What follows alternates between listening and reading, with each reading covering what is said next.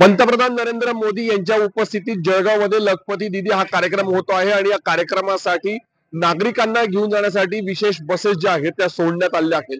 धुळे आणि नंदुरबार जिल्ह्यामधून 400 बसेस सोडण्यात आल्या आणि याचा परिणाम जो आहे तो एकंदरीतच धुळे बस स्थानकात झाल्याचं चित्र पाहायला मिळतं। या ठिकाणी अत्यंत कमी बसेस पाहायला मिळत आहेत, तर नागरिकांना देखील आता बसेसची वाट या ठिकाणी बघावी लागत असल्याचं चित्र आहे। धुळे नंदुरबार जिल्ह्यामधून 400 बसेस तर संपूर्ण राज्यभरातून 1200 बसेस जळगावच्या दिशेने सोडण्यात आल्याची माहिती देण्यात आली आहे। आणि एकंदरीतच आज असलेला रविवार आणि त्यातच आलेली सुट्टी या पार्श्वभूमीवरती याचा काहीसा फटका हा प्रवाशांना देखील बसणार आहे।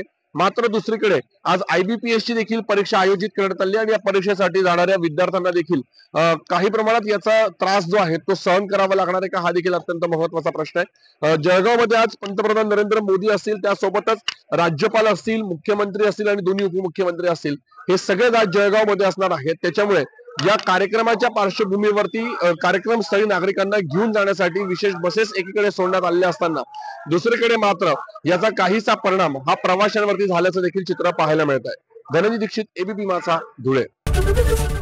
ABP माझा, उघडा डोळे बघा नीट।